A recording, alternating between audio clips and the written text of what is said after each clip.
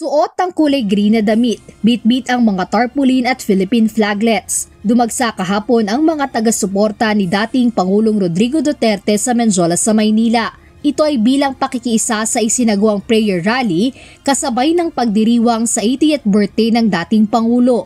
Kasama sa nakiisa sa nasabing pagtitipon ang isang Duterte supporter na mula sa Cavite. Aniya isa sa kanilang panawagan ay maibalik na sa bansa si dating Pangulong Duterte. Pauwiin lang si Duterte, tama na. Hindi na kami kasi hindi kami mga rebelde. Kalaban namin ng masama. Kalaban namin rebelde. Kakampi namin yung mga pulis. Ibalik lang, matanda na siya.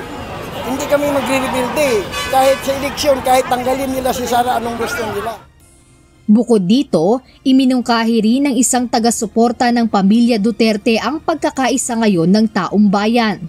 Sana mga kababayan ko, magkaisa tayo. Ang solusyon sa Pilipinas, pagkakaisa. Pag hindi tayo nagkaisa, wala tayong magagawa. Muling binigyang diin din ng isang Duterte supporter ang edad ng dating Pangulo. Paliwanag niya sa edad na 80 ay hindi na dapat nararanasan ni FPRRD ang nangyayari sa kanya ngayon.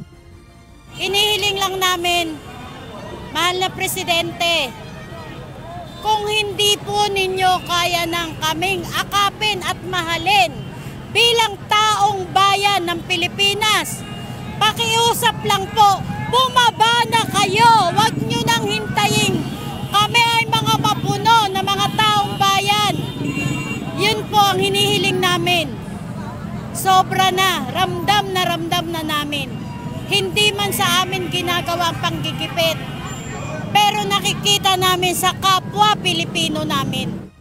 Samantala, sinabayan rin ng kilos protesta ng mga progresibong grupo sa Liwasang Bonifacio ang isinagawang rally kahapon ng Duterte supporters. Layo naman ang naturang pagkilos na ipanawagan ang hustisya para sa mga biktima ng umano'y extrajudicial killings dahil sa madugong drug war ng Duterte admin.